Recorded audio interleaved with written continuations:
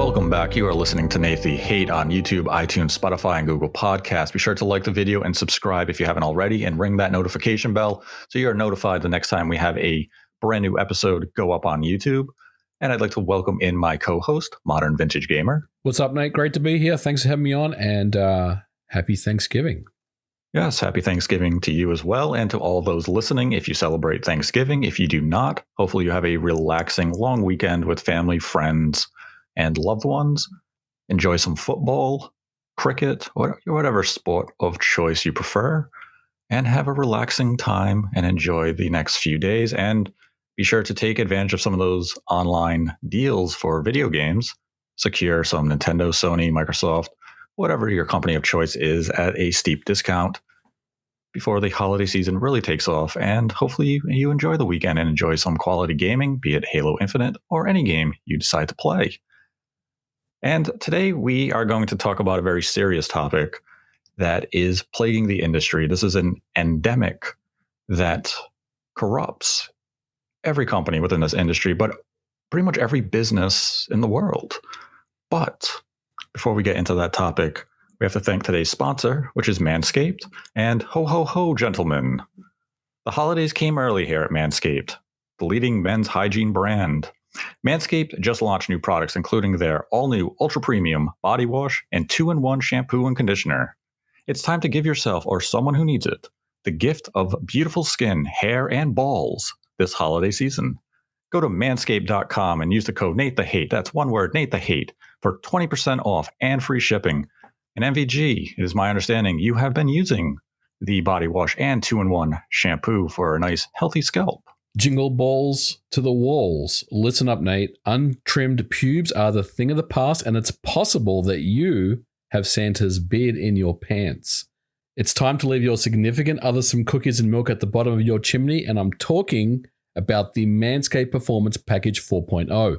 Now, inside the Performance Package 4.0, you'll find the Signature Lawnmower 4.0. This electric trimmer has proprietary advanced skin-safe technology to reduce those cuts on your nuts. It's also waterproof, so you can use it in the shower. It's the gift to your partner with less mess. The Manscaped Performance Package 4.0 also includes the Crop Preserver and Crop Reviver, the anti-chafing ball deodorant, moisturizer, and toner, and it's time to keep your North Pole feeling and smelling fresh.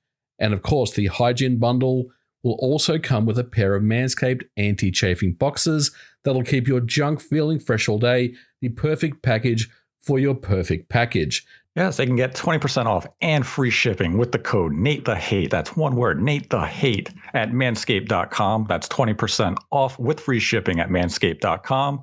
And use the code NateTheHate.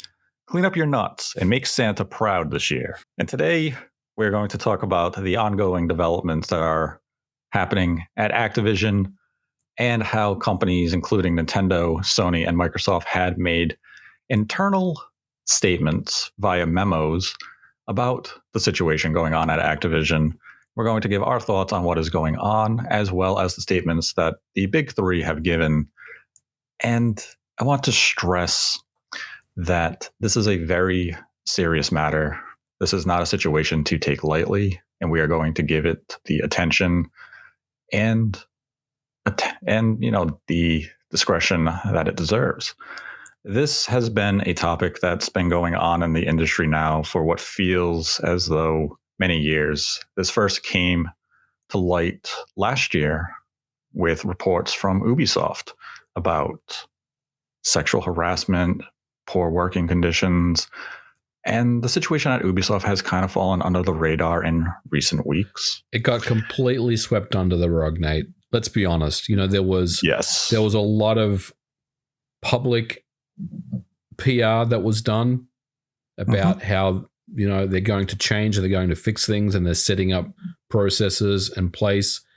But from all intents and purposes, at least what we keep hearing coming out of Ubisoft, it sounds like nothing has really changed internally. Hopefully, we are wrong about that, but yeah, it does seem like that. Ubisoft is just continuing to run their business the way they always have been. Yes, they put out those public statements promising change, And until we actually see change be reflected in the workplace, until we see firsthand accounts from the employees saying that they have witnessed and experienced this change, it feels as though it is really just posturing for the shareholders and their stockholders to make them feel better about staying invested into a company. And I believe that we're seeing a mirror image with Activision here. Activision is definitely under a lot more scrutiny in the current moment, but it's also the company that is in the headlines right now. In 3 months, if we were to revisit this topic, Activision may no longer be in the headlines. The story is going to run a natural course, as does any story in any industry. You hit a tipping point where the public simply no longer cares.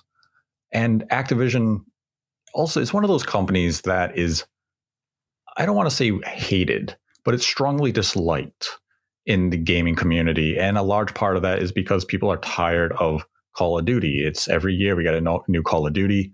Activision has shut down other studios, very talented studios, who worked on titles like, Tony Hawk. Yeah. The Crash Bandicoot titles or Spyro the Dragon. And they've been shifted into a Call of Duty complementary team. And that angers the public because a lot of their favorite games are no longer being made. And it just seems as though Activision is that faceless entity, which they are. And their primary focus is Call of Duty because they know they can sell tens of millions of copies of this one title.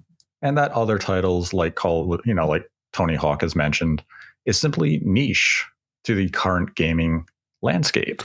I want to just make a quick point. It is all that, but there's also more to it. There's also the Blizzard side. There's the Hong Kong thing that happened with Blitzchung a couple of years ago. That was extremely bad optics for Activision Blizzard. There was also the recent departure of the head of Blizzard.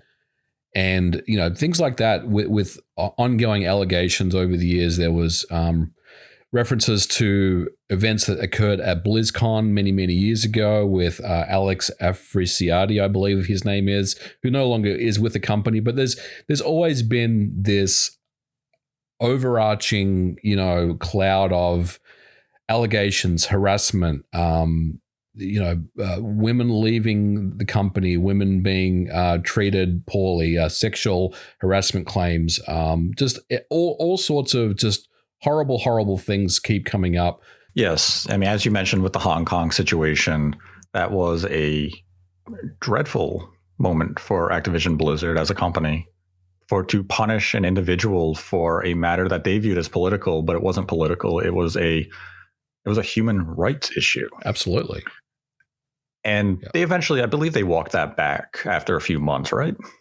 They did. Yes. They did walk it back. And look, but again, it always comes back to the kind of outcry of the public, to force their hand in some ways. But yes, you're absolutely right that they have done so.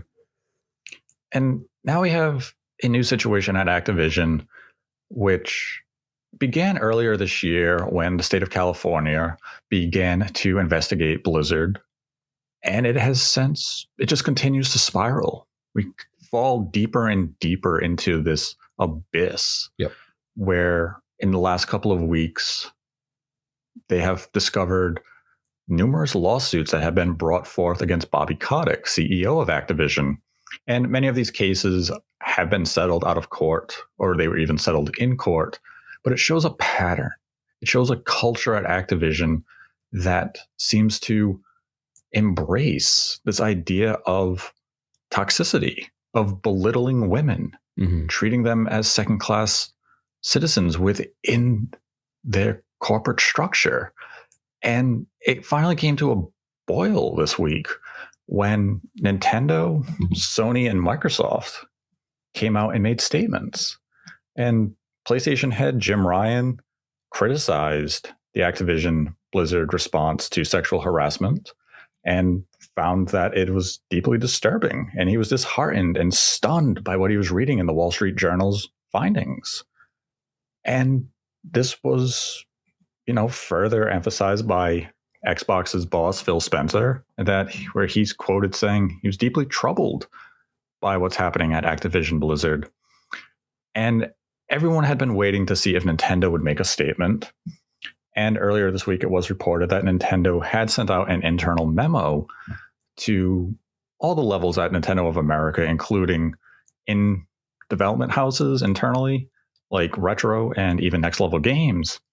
And Doug Bowser put out a very simple and concise statement that he has been following the latest developments with Activision and Blizzard. And he finds it distressing, he finds it disturbing, and how these run counter to the beliefs that Nintendo holds. But he went one step further that we didn't see from Sony and Microsoft, where he made mention that he is going to be in contact and working with the ESA to strengthen the stances on harassment and abuse in the workplace, and that the ESA must hold its members to the highest standard. Now, Activision Blizzard is one of the members of the ESA. And Nintendo concluded their internal memo by saying every company in the industry must create an environment where everyone is respected and treated as equals, and where we all understand the consequences of not doing so. Now, there is great value and importance by putting out an internal memo to employees. It shows those working there that the higher-ups are aware of the situation going on at Activision Blizzard and that they find it disturbing and distressing. But I wish these companies would have gone one step further. I wanted to see Sony, Microsoft, and Nintendo make public statements. Yes. Make a public statement, yes, and show the gaming community and everyone else that you are going to hold Activision Blizzard accountable for these actions and put public pressure on them. Because an internal statement, while powerful and, kind of a first step, simply is not enough. Put the public pressure on them and show your fan base you are taking this seriously and that you are going to stand up for what is right. That's fantastic, but you're absolutely right, Nate. I mean, I think at the end of the day, the words, or the silence, I guess, that they haven't come out and made public statements is really. I mean, they're kind of stopping short of saying, we see what's going on here and we don't like it, but we also don't really want to change the status quo of how we do business together, and for me, I feel like Nintendo, Microsoft, and Sony should come out and make public statements. Otherwise, I hate to say, it's just kind of pandering. It's not really much of anything at the end of the day. I mean, they're still selling Call of Duty on Xbox Live Store. They're still selling Call of Duty on PlayStation Store. Activision still has their games on the eShop. At the end of the day, it doesn't really make any difference other than just some lip service, really. And that's the thing that stands out to me, is that you have Doug Bowser say where they are evaluating this situation and what can be done. If you want to make a statement to Activision Blizzard, if you want to make a true statement, you pull Activision Blizzard games from your digital storefront. You're not going to be able to pull them from retail shelves, but you pull them from the eShop. If you're Sony, you pull them from PlayStation Network. If you're Microsoft, you pull them from the Microsoft Store.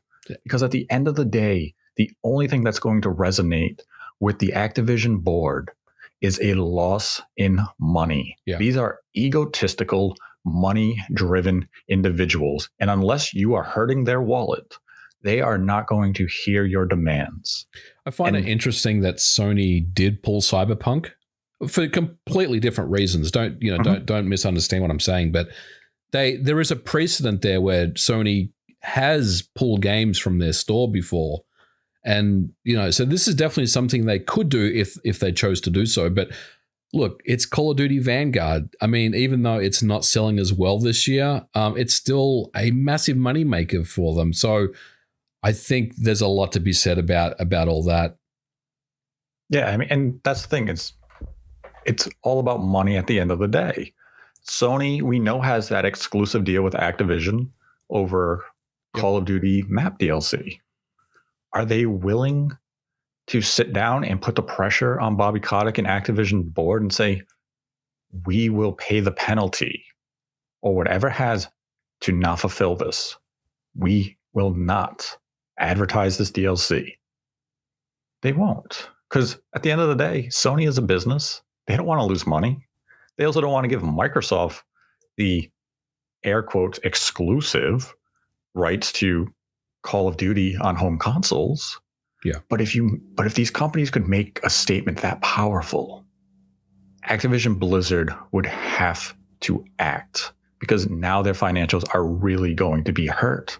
Because digital is a huge percentage of sales in North America for the PlayStation and the Xbox. So all of a sudden you lose that storefront. Mm-hmm. Significant percentage of game sales are now going to plummet for you. Yeah. And then they would have to act. And now, one thing I do want to emphasize here is the entire board at Activision Blizzard, based on reports that have come out publicly, they appear to be nothing more than a den of snakes. Bobby Kotick happens to sit at the head of the table. Now, you cut the head off the snake, which would be Bobby Kotick in the situation, by removing him from power. Activision is nothing more than a hydra. Yep. 3 more heads is going to grow in its place. Mm-hmm. And you're not going to change anything. They're still going to be equally as venomous as Kotick is or was if he were to be replaced. The only way to make meaningful change at a company with this type of structure is to burn the entire den. And let's be realistic. That's not going to happen. Right. No, you're absolutely right, Nate. I mean, this is a numbers game at the end of the day. There's been a lot of public outcry. There's also been, employees that have Mm-hmm. gone on strike, for a day or so. There's been petitions demanding his resignation. Look, I support it. I want to see change at Activision, because I think what has been going on there for many, many years is unacceptable. I feel sick when I read these stories about women being harassed and even worse, one was driven to suicide. All those stories that I keep reading about just make me physically ill, and this latest one is no different. So yes, I do want to see change at Activision. I want Kotick gone. I want a clean out of the board. But unfortunately, even though Microsoft, Sony, and Nintendo have made statements, like you said, it's not really anything that is going to hurt Activision at the end of the day. What will hurt Activision is if the board, and when I say the board, I mean all the board members vote against Kotick, which, if that's the game that they're going to play, they have to be very careful, because if you look at the number of shares that they own compared to the number of shares Kotick owns, Kotick could easily just turn around and say, "You're all fired. I'm replacing all of you because I have a huge majority stake ownership in this company." But I also think, the share price as well, shareholders. Now, that's one area where things are a little interesting, because the share price has tumbled. In the last 6 months, it used to be about $95 back in the middle of the year. Now we're looking at we're into the 60s, so $61. So I mean that's not a free fall, but it is a drop in share price. And I know that there is less confidence now, in Activision shares than what there was. So things like that. The bottom line, the board losing trust in Kotick, the share price is continuing to tumble. Those types of things. The big platform holders, making a meaningful stand against Activision. They're the types of things that will ultimately replace Bobby Kotick at Activision. But Nate, to your point, you're absolutely right.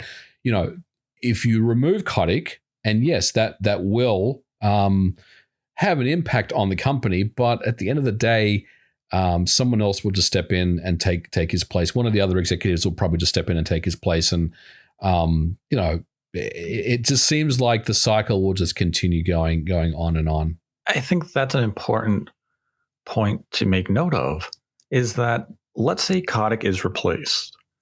You can look up the current board members, and many of them have their own allegations or court cases against them. And let's say one of them replace him. Mm-hmm. Yeah. Maybe to the public, it looks good. Kotick's out. And they can come out with their statement. This is a new beginning for Activision. And it's kind of like when you begin dating. You're on your best behavior for those 3 to 6 months. But eventually, your true self, reality, starts to set in.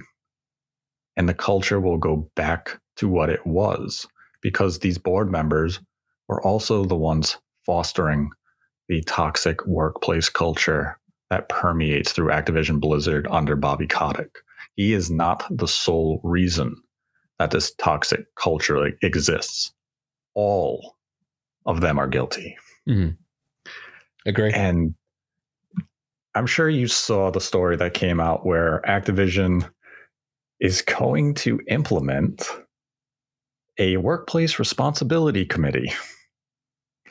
And the committee will require management to develop key performance indicators and or other means to measure progress to ensure accountability. Now, one of the individuals on the committee is Bobby Kotick. It feels as though it's a case of the Watchmen watching the Watchmen. It is. It absolutely is, isn't it? So, like, to the public, they thought they were putting out a statement saying it was basically damage control, where they were trying to say, we're making changes. We're going to hold more people responsible. We're going to facilitate direct oversight and transparency with these commitments to the Activision workforce. And we're going to make sure they're carried out with urgency and that they're going to make an impact because these are challenging times. And they're confident that these actions are going to set the company for future success. But it feels as though it's more posturing for shareholders and board members and stakeholders in the company than for the actual public and the video game community. This is just them saying we have to protect our investment. Yes. And that's what's disturbing.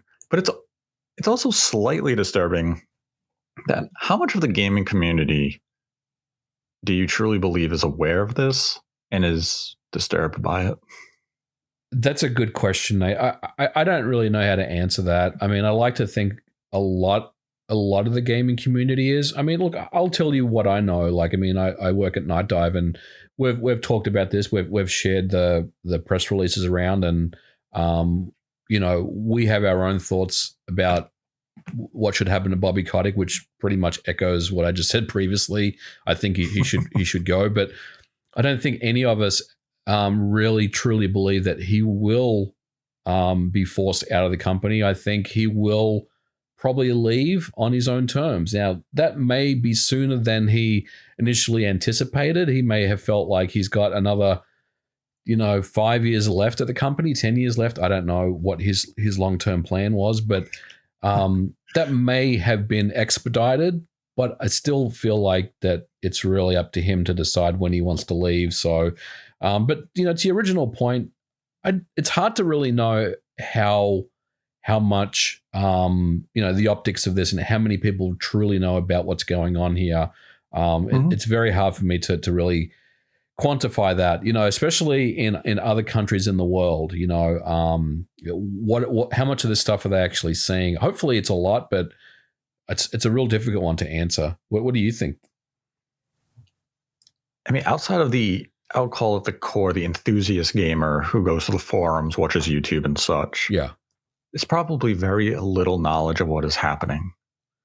This is kind of one of those situations like the Ubisoft situation from last year. Mm-hmm. If you're not invested in this, if you don't have any stake to care, why are you going to? As long as the company is continuing making games that you're interested in, why do you care how it's working? Why do you care how the employees are felt? And we can look at this as a reflection of even crunch. Mm-hmm. No one cares about crunch in the industry unless it happens to be reported that your favorite company is doing it. And you see the ramifications that crunch can have on the individual. But look how quickly crunch is forgotten once that company comes out with a big release. True, but what if you're an investor, right? And you wanna dip into Activision because Call of Duty Vanguard just came out, and then you look at the share price and you're like, whoa, what's going on here? The prices has dropped quite a bit, in the last few months. I'm going to read up on and see what's going on, and then you quickly realize, the situation with Bobby Kotick. I mean, do you think that there is more visibility, in other areas like the investment sector and things like that for people that do want to put their money into Activision? Yeah, I think on the business and investor side, there's definitely more. It's brought it to a new level of spotlight where now people, maybe they're hesitating with their investment, but at the same time, the cynic in me will see that the price is coming down and it's kind of leveling off a bit. Yeah. So there might also be that investor who's saying, this is primed to go up. I'm going to buy low because this is going to go back up. I'm going to make a lot of money on this situation. And I mean, that's just the personification of greed. Mm-hmm. Whenever there's a bad situation, there's always going to be someone there ready to make a profit. And I mean, it's a sad state of affair. It's a sad state of affair that companies and people can't just treat each other well. Yeah. None of this should be going on at a workplace. And as we mentioned earlier, we know the type of individual that Bobby Kotick is. It has been noted by those who have worked with him, other developers who have dealt with him, that he's an egomaniac. Mm-hmm. And money is what matters to him. That is what he's looking out for. And as you mentioned, maybe Kotick does leave Activision early. And I agree with you. I don't think he's going to be forced out. He's going to leave on his own terms. They may make it look like that public spectacle that he's the sacrificial lamb, where he's bowing out for the betterment of Activision so that they can have a new bright future. But as we mentioned, if it's the same board members where they just elect someone from the current board into Kotick's old position, there's not going to be any change. There's going to be that change in the public eye for the first few months, maybe the full year. And then it's going to fall back into place. And that's where I don't care what the corporation wants to say. I want to hear from the employees at the company. And I want to hear them say candidly, we have seen meaningful change. We have seen programs implemented to make sure the workplace is safe for everyone. And until I hear those type of reports, I will not support Activision Blizzard. Yeah, I totally agree, Nate. It's fine to say we're setting up an internal task force to deal with this. We're changing our processes, but that's just all lip service. There's no one trusts that. No one believes that. I think you're right. I think once we actually hear employees saying, they have turned things around, and look, that may never happen, or it could take a very, very long time. It's very difficult to really put your trust into that company, and I think that's the real sad part. Like I said, there's just been so many years of stories, allegations, sexual harassment, women not getting paid the same amount as men, unfair dismissals, just the whole gambit of things that have gone on over there. Discrimination, just everything, and it's just very, very sad. And look, I do hope that this does bring some change into the industry, but the cynic in me unfortunately feels like you said, Nate, this is a PR problem for Activision that they're desperately trying to resolve. Whether they actually fix it, I don't know. This one feels a little different, that it seems like it has more legs than, let's say, the Ubisoft one from a couple of years ago, where there was a lot of public apologies and public statements to do better and fix things and install processes and let go, or the people that were the perpetrators and whatever.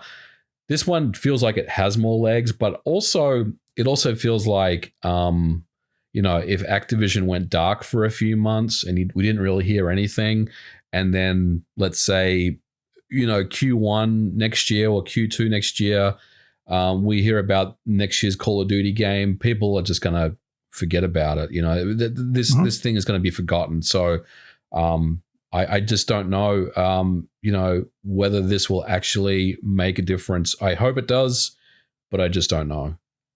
Yeah, I still want to see. I want to see real pressure put on Activision Blizzard, and I want to see a lot of it come from Sony, Microsoft, Nintendo, Epic, Steam. Yes, the big players in the industry, even other developers out there. It doesn't have to be exclusive to console manufacturers. EA can come out, Sega can come out, Square, Capcom, Bethesda. I agree. They can all come out. I think it only takes one. Like I think if Microsoft said, we're removing all Activision games from Xbox Live or the Microsoft Store, I think the rest of the platform holders would follow suit. And they should. Yes. And I mean, we've seen this with athletes, celebrities, where they lose endorsement deals. Yep. Where a company will come out immediately and say, due to the allegations and the investigation on the individual, we are pulling our endorsement. So Nintendo and Microsoft and Sony and Epic and Valve should come out and say, due to the ongoing situation at Activision Blizzard, we are pulling their games from our digital storefronts for the time being or until further notice. Yep. Make that statement, make it loud, make it heard, have the board really have to sit down and evaluate what is happening and make that reasonable, or make the change that has to happen. Because as you mentioned, in 6 months, we're probably not going to see any meaningful change occur, and the community is going to forget about all of this. And that's a very real fear to have. But as we also said earlier, if you're the gamer, do you care? Right. Probably not. And that's a sad state of affair for really humanity. Yeah.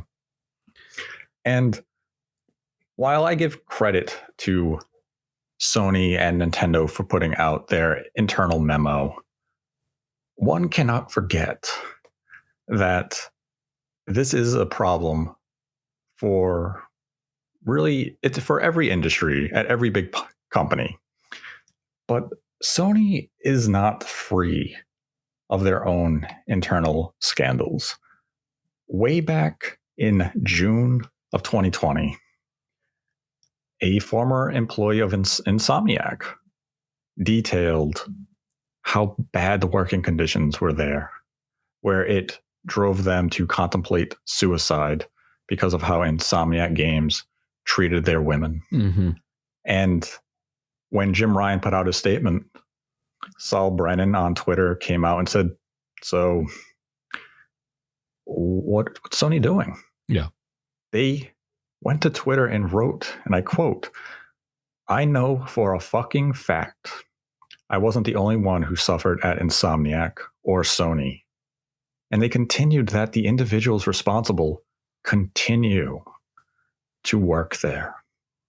So it's great you put out an internal memo, but it may be time to not just put out words, but also put out actions and look internally at your own company and find out about some of these reports and clean house.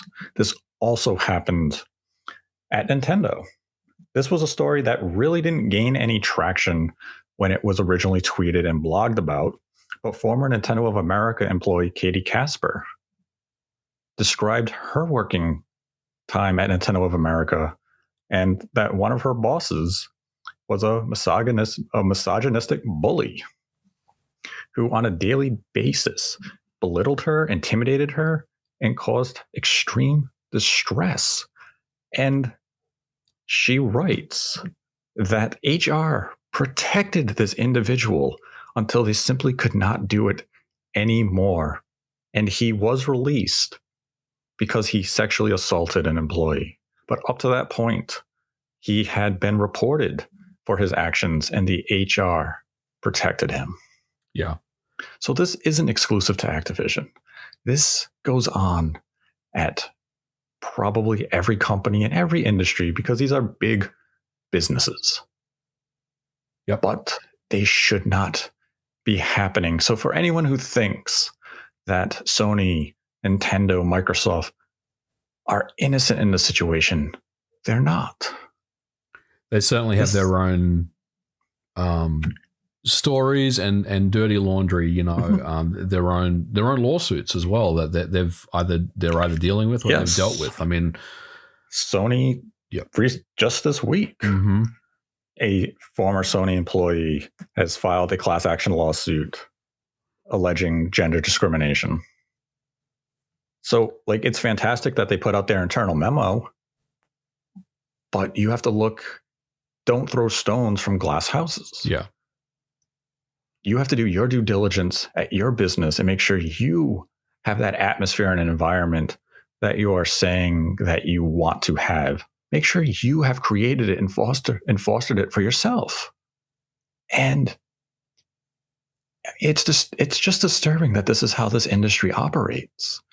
And the only reason that we really heard about the Activision situation is because of that investigation in California due to the employee committing suicide. Right.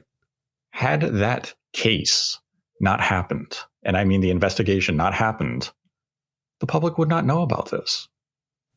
The only reason Activision is in the news is because it happened to become public information of what is happening there. How many of these cases at companies like Insomniac, just as the example, because it has been made public, are ongoing? How many employees at any of these companies are dealing and facing with sexual harassment, sexual assault, misogynistic policies, and we simply don't know about them because they have not come to light? Or maybe they've gone to Twitter and they simply didn't gain traction. It's disturbing to think about. It absolutely is. I mean, there's probably so much of this that we don't know about, has yet to be uncovered, may be uncovered as we learn more about this ongoing investigation. There's this, like you said, this is a industry widespread thing. This is not just an Activision problem.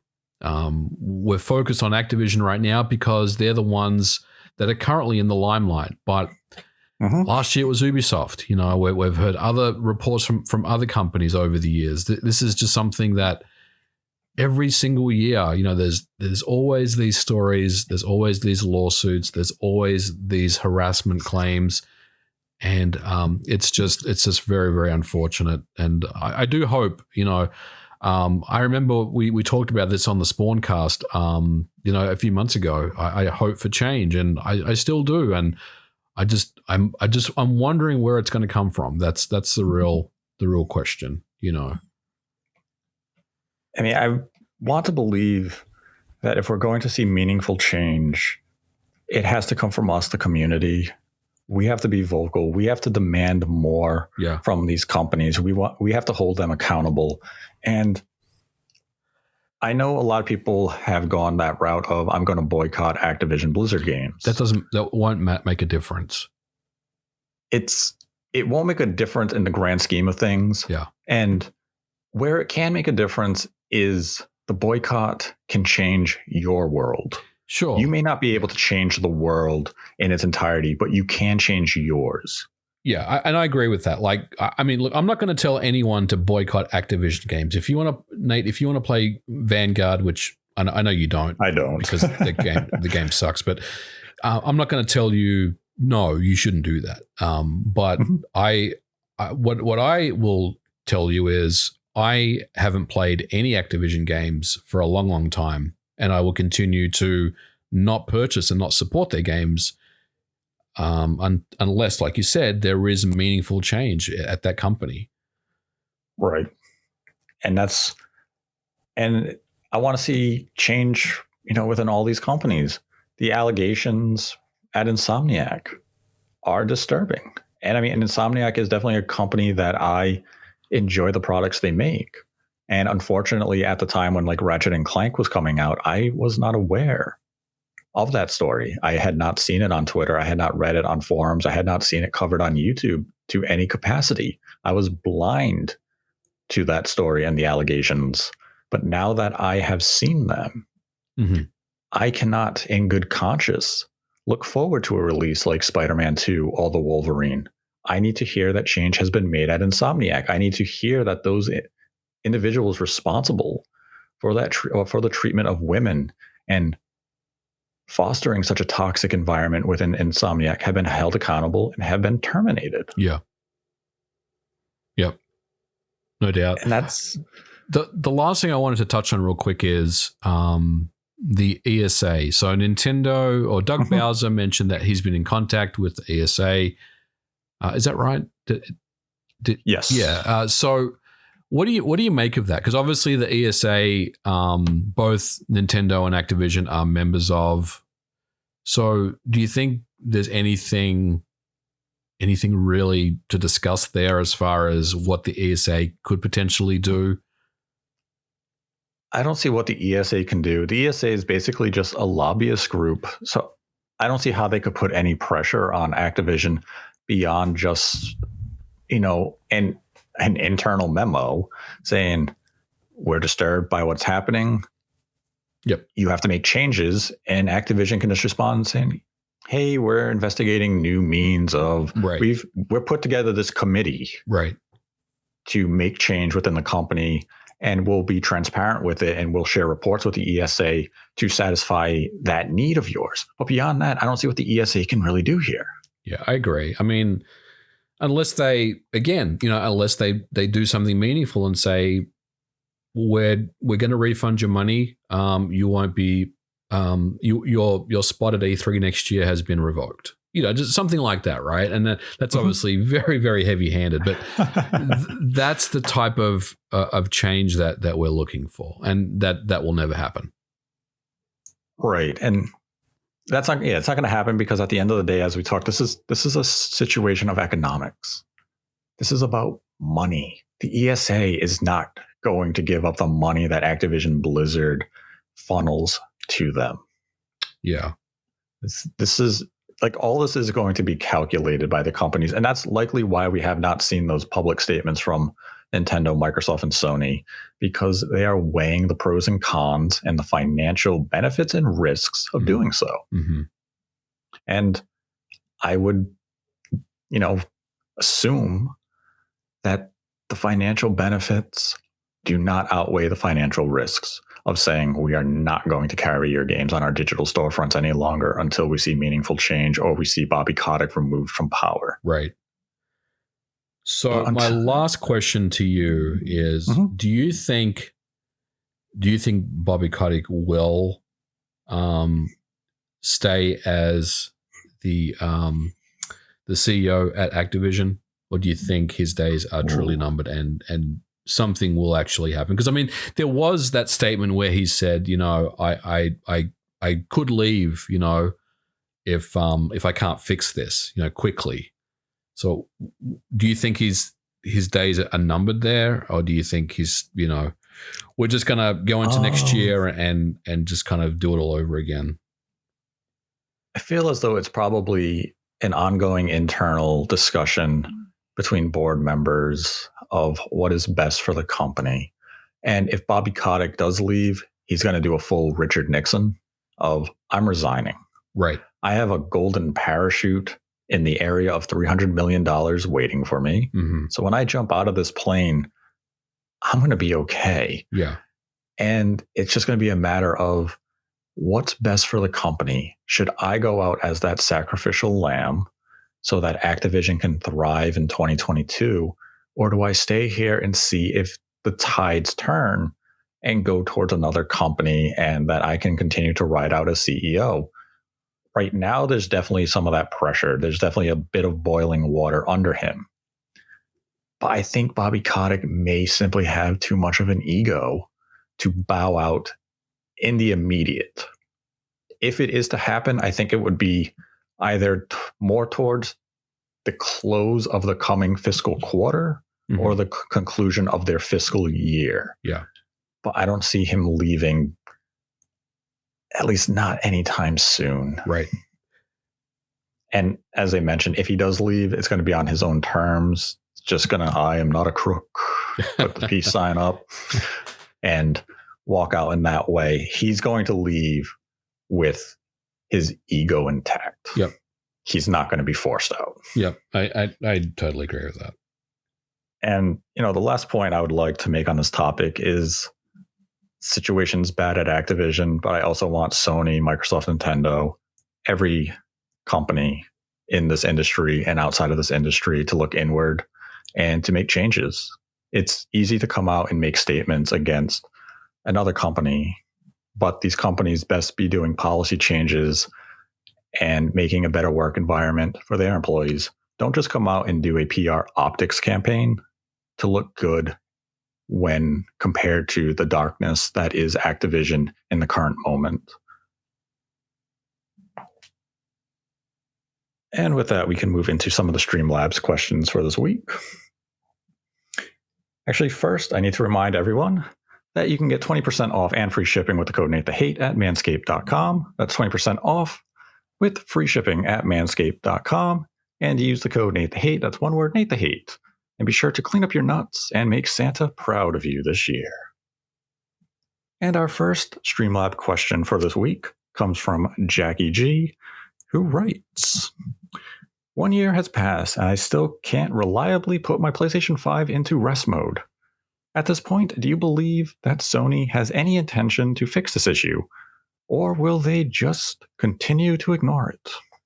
I think they will fix it. Didn't they try to? They tried to, and it sort of works and it sort of doesn't. I was playing around with it, and I have the same issues as you, Jackie G. I have tried rest mode. It's done that rebuilding database thing a few times. It's just easier for me just to turn my PS5 off, which I got to say right now, it's pretty much permanently off because there's literally nothing to play on it. But I am hopeful that they will fix that. Like they will actually fix it because, yes, I've had similar frustrations. Yeah, I don't use rest mode, so I haven't hit any of those issues. I just feel as though it's easier just to boot the system up. It doesn't take too long. But, I mean, it had been a while since I was using mine. I just rented Kenna, the games whose name changes depending on the character in the game speaking it. And, it's giving me a little time on my PS5. But, yeah, I don't use rest mode. I don't trust it. We then had a $10 donation from Bryson. Right? Just to clarify, what is crushed red pepper? Is it like hot chili flakes? Just a Canadian not wanting to screw up the recipe, LOL.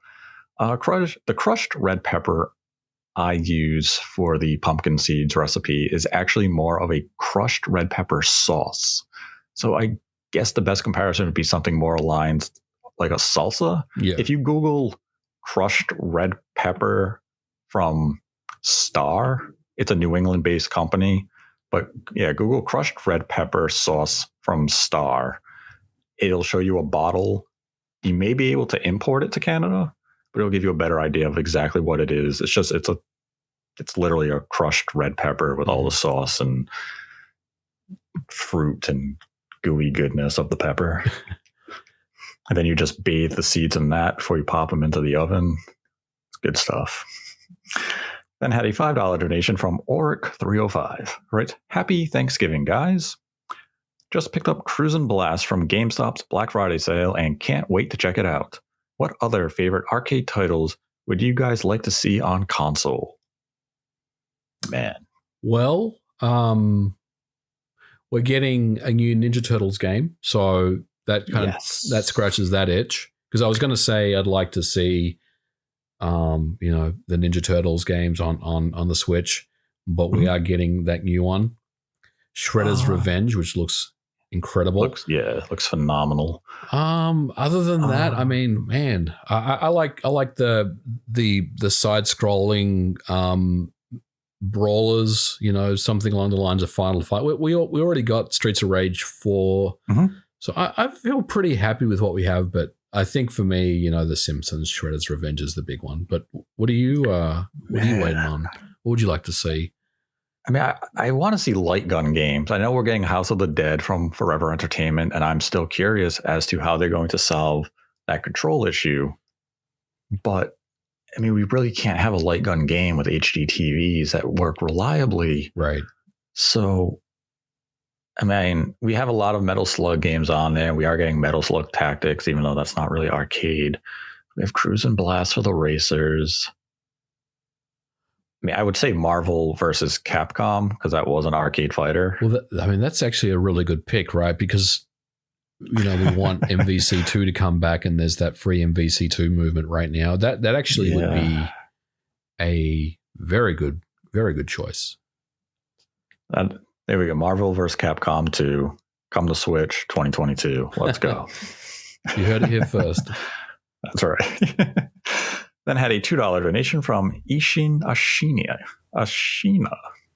Who writes, when Wind Waker HD comes to Switch, do you think it'll be a straight up Wii U port, or will Nintendo upscale it to 60 frames a second like they did with Skyward Sword? Also, with Ocarina of Time on NSO, does that mean the 3D version won't be coming to Switch? Thanks. Was that a hint that we are getting Wind Waker HD? Is this some insider information? Wind Waker HD and Twilight Princess HD will come to Switch. It's just a matter of when, not if. I would imagine it'll come in 2022 once Nintendo really has set that release window for Breath of the Wild 2, because you probably want, maybe a 6-month window between them. Yeah. And maybe we hear about them soon, but man, I would want to say it's probably just going to be a straight port, but there's no reason they can't enhance the frames per second to 60 on the Switch. So I would definitely give that a realistic chance. As for the 3D version of Ocarina of Time, I wouldn't expect that on the Switch anytime soon for the reason you stated. Ocarina of Time is on NSO, and Nintendo probably wants people to play the original, genuine version of Ocarina of Time, though that's definitely debatable given the state of the NSO version. Minus the fog. I do agree that Wind Waker HD probably will be direct ports from the Wii U version. Mm-hmm. We then had a $5 donation from Marson, who writes, I really like the talk about Xbox backwards compatibility. Agree with you completely. I still don't have Xbox Series console. No time to use Game Pass and no point to pay for it. But I will buy probably more for backwards compatibility than Game Pass. Yeah, I mean, the Xbox Series backwards compatibility list is quite impressive. It is a shame it doesn't have full backwards compatibility with the original Xbox or even the Xbox 360, but they do have a quality list of software that is compatible, and the fact that many of them get the frame rate boost and even a resolution boost and auto HDR, it really gives new birth to some of these games to play them in that new light. And it's definitely an admirable effort from Microsoft, and it's probably one of the underrated gems of this generation. It's a shame Microsoft has had to cut the support short due to licensing and even technological issues, but hopefully they're able to resolve some of those licensing issues and get a few more titles on the service. But I mean, Microsoft really deserves more credit for their approach to backwards compatibility, especially when you look at what Nintendo and Sony have done up to this point. And yeah, if you want to play, like playing Ninja Gaiden Black at 4K and 60 frames a second is it's amazing. Just a joy. And when you play titles like Final Fantasy 13, all the auto enhancements basically made it as though it was its own remaster. Yep. I'm currently, so I finished Max Payne 3, which didn't really get much of a boost, but I was just very happy that it was on the back compat program. So I finished that, and then now I'm playing Dead Space 2, which does have a 60 FPS boost, and man, it's incredible. Absolutely incredible. Yeah. I mean, even the original Dead Space, it's mind-blowing how good it is on the Series X. You really would not believe that game is as old as it is. I believe it's around 10 years old now. Yep. And it just feels so modern, and just getting that HDR and the performance boost. And even Microsoft just did the Gears of War games, where I believe they are at, I think they're 120 frames a second now. Mm-hmm. It's really a quality program that Microsoft should be standing out there, pounding their chest, saying, look what we did with backwards compatibility. This is important to you. We are the platform for you. And the fact that it goes so understated is a crime. Yeah. But hopefully Sony has a backwards compatibility solution coming in the near future for the PlayStation 5. They definitely left that roadmap open, but they haven't really communicated anything yet. But hopefully we see something from them soon, and we know Nintendo's solution, NSO. And that's the last Streamlabs question for this week. If you'd like to support the channel, we have a Streamlabs link in the description below. Donate any dollar amount, ask a question. We will answer it at the end of the episode. Donate $100 or more. We will dedicate the episode to you. And I'd like to thank MVG for joining me as always. Always a pleasure, Nate. Thanks for having me on. I know this was a pretty heavy topic, but one we definitely wanted to cover. And let's see what the future holds. Yes, this was definitely a topic that needed to be addressed, and really want to emphasize and highlight how it is not exclusive to just Activision or even to Ubisoft. It is an industry-wide problem, and we need change in the industry. But let us know your thoughts on the situation in the comment section below. If you liked the video, give it a like. If you didn't, give it a dislike. Even though you can't see the dislikes, I still can, and I like to know people's thoughts on the video. And until next time, continue to embrace the hate.